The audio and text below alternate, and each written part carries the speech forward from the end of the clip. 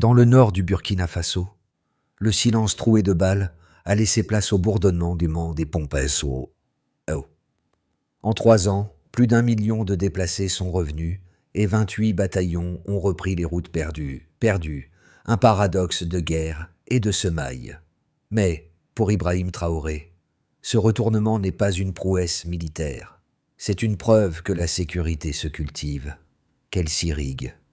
Jusqu'où ce modèle né de la poussière peut-il tenir, si chaque champ reconquis devient le test vivant de sa promesse? Le pari d'Ibrahim Traoré dépasse la reconquête militaire. Il s'agit de prouver qu'un pays meurtri peut renaître à partir de ses propres champs. Au Burkina Faso, la promesse n'est pas d'ordre idéologique mais concrète, permettre à chaque village de se nourrir, se défendre et commercer sans dépendre de convois étrangers. Cette ambition porte un enjeu vital. Si la paix doit durer, elle doit se nourrir d'elle-même, car la vraie stabilité ne se mesure pas en traité ou en discours, mais en marché ouvert le lundi matin, en école fréquentée, en bétail vivant. La stratégie de Traoré repose sur une équation claire: sécurité plus souveraineté alimentaire et dignité retrouvée. Mais dans une région où les sécheresses et la méfiance étrangère pèsent encore, cette équation se joue chaque jour sur le terrain. L'histoire à venir dira si cette expérience d'autonomie burkinabé peut résister aux doutes et inspirer les voisins du Sahel. Le tournant s'est opéré en silence. Entre 2022 et 2025, sous l'autorité d'Ibrahim Traoré, le Burkina Faso a regagné plus d'1 tiers de son territoire grâce à une stratégie en 2 couches. Frapper vite, puis rester. 28 bataillons d'intervention rapide ont été déployés dans les régions du Sahel, du Nord et du Centre-Nord, appuyés par des unités mobiles de gendarmerie chargées non seulement de combattre, mais de stabiliser la vie quotidienne.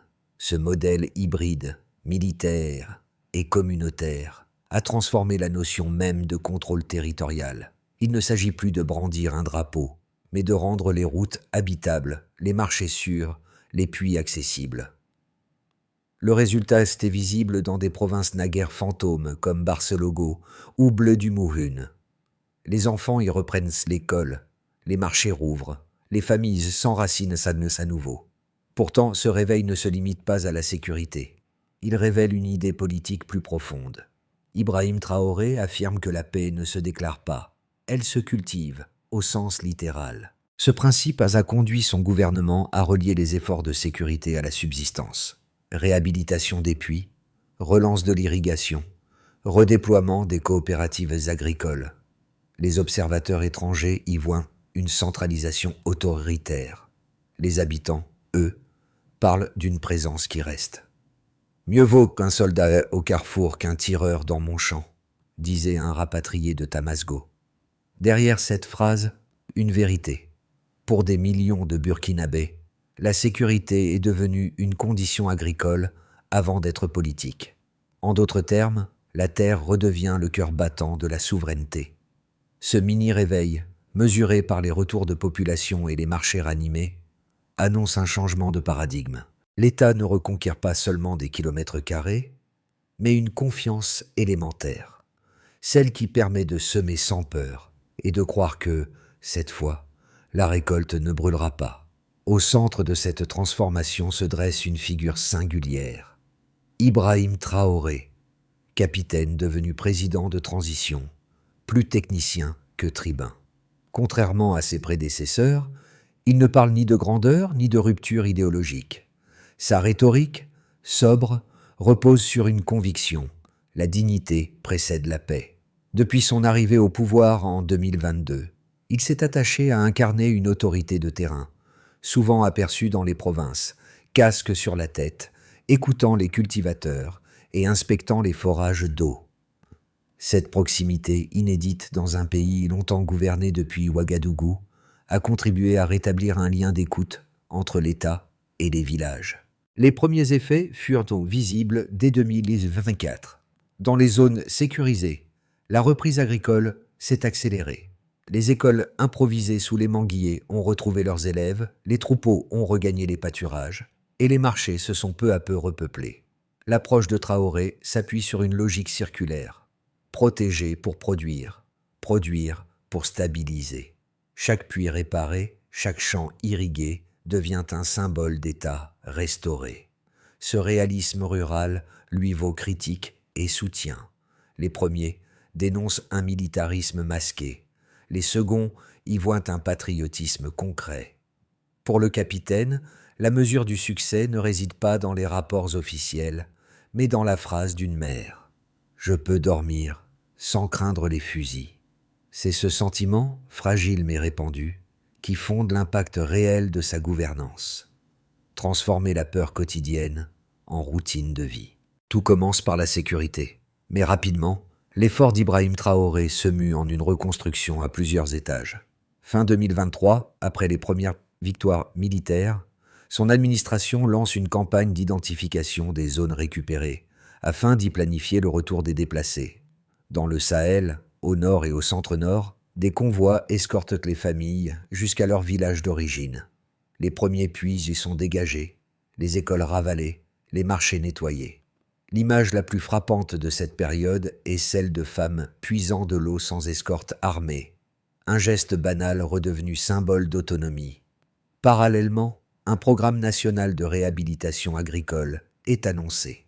Entre 2024 et 2025, plus de 592 milliards de francs CFA, environ 1 milliard de dollars, sont engagés pour relancer 8 secteurs stratégiques: riz, maïs, tubercules, viande, volaille, pêche, blé et mangue.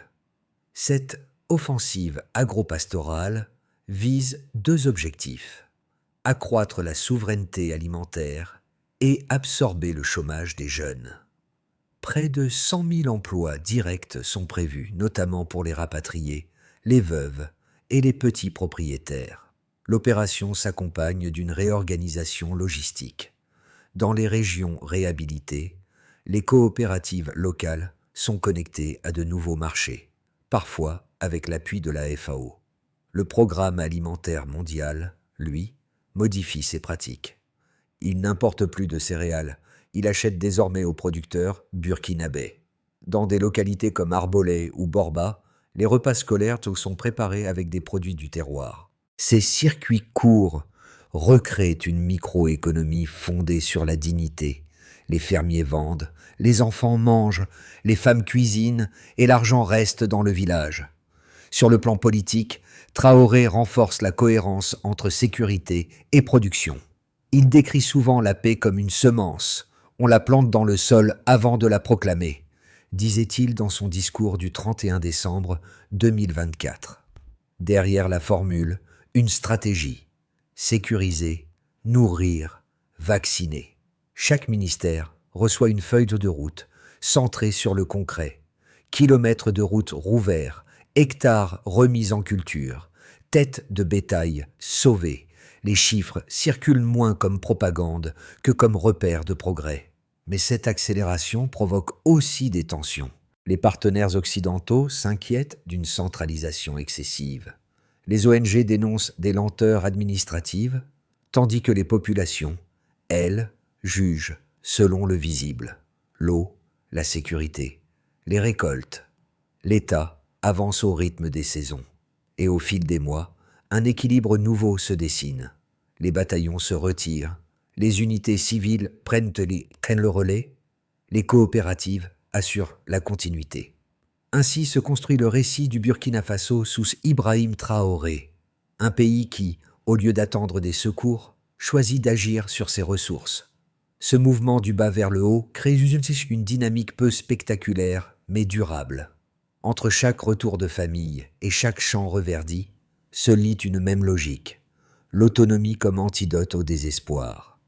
L'efficacité du modèle d'Ibrahim Traoré se mesure désormais en données tangibles, plus qu'en discours. Entre 2022 et mi-2025, le Burkina Faso a enregistré le retour d'environ 1 million de personnes déplacées internes, selon les chiffres de la Commission nationale pour la réinsertion.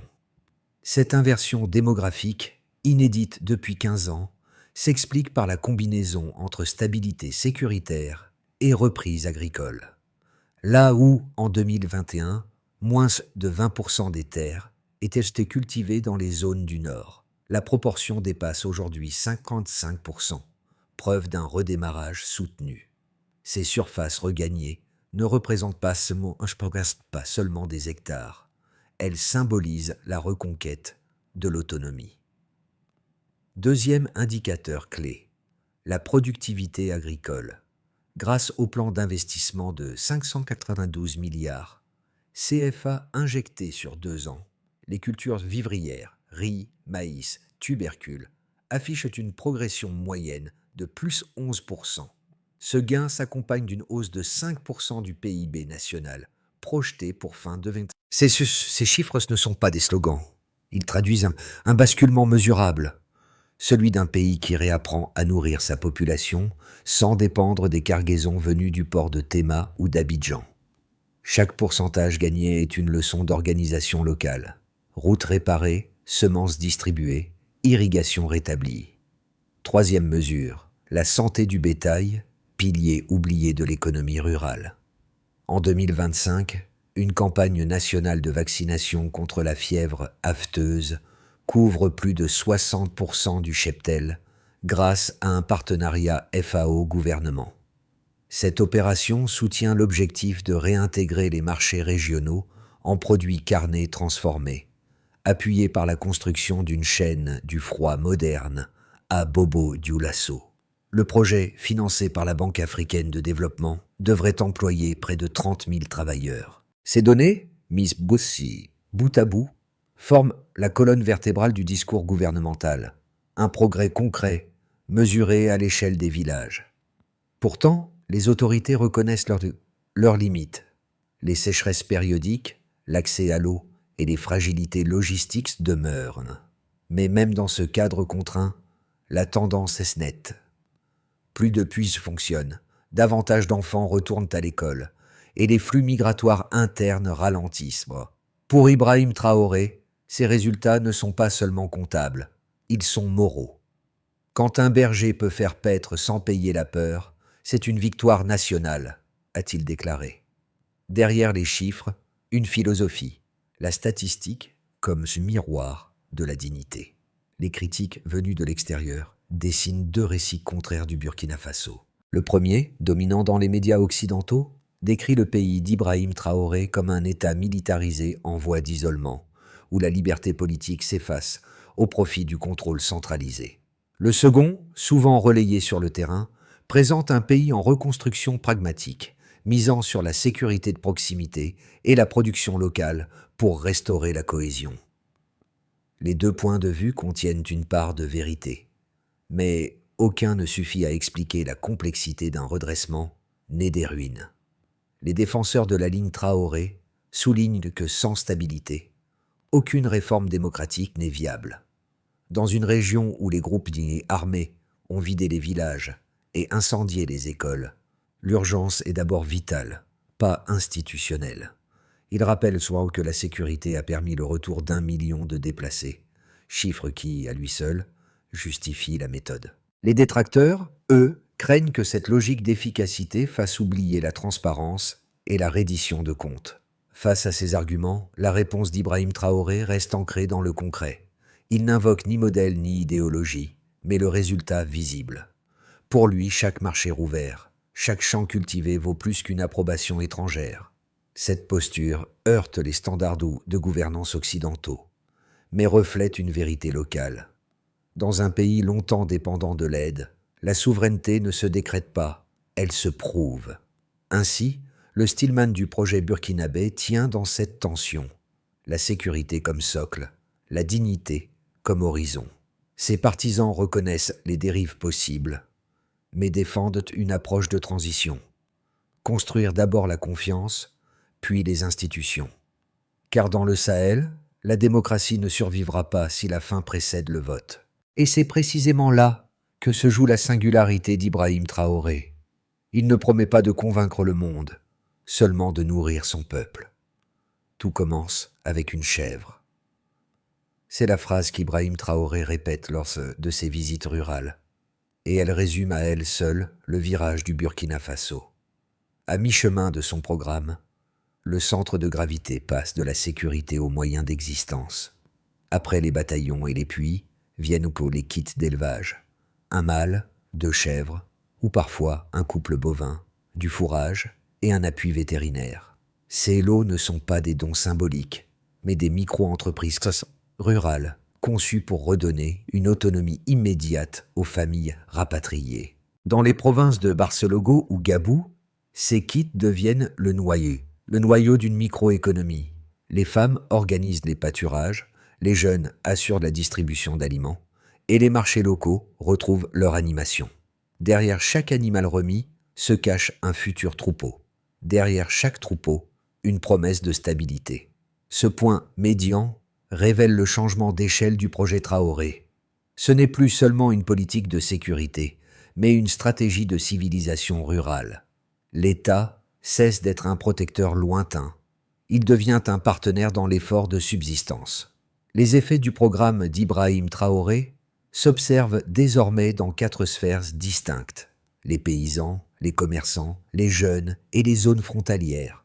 Pour les paysans, la transformation est visible dans les récoltes. Les surfaces emblavées ont augmenté de plus de moitié depuis 2023. Dans les villages du Nord, les greniers se remplissent à nouveau et les coopératives féminines écoulent leurs produits sur les marchés rouverts. La souveraineté alimentaire, jadis concept abstrait, devient une expérience vécue. Semer, vendre, réinvestir. Les agriculteurs affirment que la différence n'est pas seulement la pluie, mais la stabilité qui permet de prévoir la saison suivante. Pour les commerçants, la sécurité retrouvée relance les échanges. Les routes jadis désertes entre Kaya et Dori sont à nouveau fréquentées par les transporteurs. Les circuits d'approvisionnement se rétablissent et les marchés de bétail reprennent. L'économie locale respire. Là où les convois humanitaires faisaient loi, les caravanes de commerce réapparaissent. Les taxes locales génèrent de nouvelles recettes, consolidant les finances communales. Pour les jeunes, la politique agricole et l'offensive agro-pastorale offrent une alternative à l'exode. Plus de 100 000 emplois temporaires ou saisonniers sont liés à la réhabilitation des canaux d'irrigation, à la distribution de semences ou à la vaccination du bétail. Ces activités, modestes mais régulières, fixent une génération qui aurait pu basculer dans la migration ou l'insécurité. En plaçant la productivité au cœur du patriotisme, Ibrahim Traoré transforme le travail rural en acte de résistance. Pour les zones frontalières, la stabilisation est progressive mais réelle. Les régions limitrophes du Mali et du Niger restent fragiles, mais la présence combinée des unités mobiles et des projets agricoles crée un ancrage civil. Dans certaines localités, les marchés transfrontaliers reprennent, permettant aux familles dispersées de commercer à nouveau. C'est une paix imparfaite, mais vécue. Au-delà de ses impacts mesurables, la transformation est aussi symbolique. L'espoir cesse d'être une abstraction urbaine pour devenir un fait rural. Les femmes, souvent premières bénéficiaires des programmes de micro-élevage, incarnent cette reconstruction lente et concrète. Les chèvres, les semences, les puits, les classes sous les manguiers forment un paysage de résilience. Les observateurs étrangers hésitent encore à qualifier ce modèle. Populisme, pragmatisme ou patriotisme économique. Pour les Burkinabés, la question importe peu. Ce qu'ils voient, c'est un pays qui, après des années de fuite, apprend à rester. À l'horizon d'un an, 3 trajectoires se dessinent pour le Burkina Faso d'Ibrahim Traoré. Dans le scénario de base, la stabilité se consolide au même rythme qu'en 2025. Les programmes de subsistance continuent d'être financés, l'agriculture soutenue par des précipitations suffisantes, et la population maintient sa confiance prudente envers les autorités locales. Les marchés ruraux deviennent la colonne vertébrale d'une économie circulaire. Ce scénario, réaliste, suppose une continuité budgétaire et l'absence d'incidents majeurs aux frontières maliennes. Dans un scénario optimiste, les efforts combinés de sécurité et de production déclenchent un effet d'entraînement régional. Le Burkina Faso parvient à exporter à nouveau de la viande transformée et des produits céréaliers vers le Niger et la Côte d'Ivoire. Les revenus agricoles dépassent les prévisions de 10%, permettant une hausse mesurable du revenu rural. Dans cette configuration, Ibrahim Traoré devient un symbole d'autonomie sahélienne, renforçant son capital politique sans dépendre d'appui extérieur. Dans un scénario plus difficile, les chocs climatiques reviennent, les tensions frontalières s'intensifient et le financement public s'essouffle. L'économie informelle absorbe mal le retour massif des déplacés, créant de nouveaux foyers de frustration. Une contraction de 3% du PIB agricole suffirait à raviver la dépendance à l'aide étrangère et à miner les gains de confiance obtenus depuis 2023. Entre ces trois voies, le facteur déterminant reste la cohérence institutionnelle. Le système repose sur une chaîne, sécurité, production, protection sociale, où chaque maillon dépend du précédent. Si l'un cède, l'ensemble s'affaiblit. Ibrahim Traoré en est conscient. Son discours recentre sans cesse l'effort sur la discipline collective et le travail mesurable. « Nous ne demandons pas la pitié, mais les outils pour cultiver », répète-t-il. La phrase sonne comme une boussole pour les mois à venir. Entre sécheresse et promesses, le pays avance à la vitesse de ses semences. Au-delà des chiffres et des rapports, le redressement du Burkina Faso s'incarne dans des visages. Pour les mères qui ont retrouvé le sommeil, la paix se résume à l'absence du bruit des armes. Pour les jeunes, elle se traduit par la possibilité d'un travail, même temporaire, dans leur propre village. Pour les paysans, c'est le retour du cycle des saisons sans crainte d'abandonner les champs. Et pour les enseignants, c'est la certitude de revoir des classes pleines. Ces gestes simples forment la trame invisible de la reconstruction. Les habitants, ils ne parlent pas de stratégie ni de plan quinquennal. Ils évoquent les puits qui coulent, les marchés qui vivent, les troupeaux qui grossissent. Dans leurs mots, le nom d'Ibrahim Traoré revient souvent, non comme celui d'un sauveur, mais comme celui d'un artisan. L'État, longtemps distant, devient pour eux un partenaire tangible, incarné par les projets concrets qu'ils voient chaque jour. Cette dimension humaine du renouveau burkinabé dépasse la géopolitique. Elle touche à la fibre universelle de la survie et de la dignité. Dans un monde saturé de crises, voir un pays fragile reconstruire sans théâtralité ni aide massive inspire un respect silencieux. La réussite d'Ibrahim Traoré, si elle doit être jugée, se mesure à cette modestie collective, celle d'un peuple qui recommence à croire à l'effort commun. Le redressement du Burkina Faso, tel que conçu par Ibrahim Traoré, repose sur une feuille de route en 5 étapes. D'abord, sécuriser durablement les zones reprises, en maintenant des unités mixtes armée-gendarmerie pour prévenir tout retour des groupes armés. Ensuite, identifier les ménages rapatriés grâce au registre social unique, RSU, qui attribue à chaque famille un numéro d'aide unique, évitant les doublons et les pertes de suivi. Puis, fournir un soutien financier via le programme d'appui aux ménages vulnérables, PMPV. De petites sommes ciblées, mais décisives pour relancer l'économie domestique.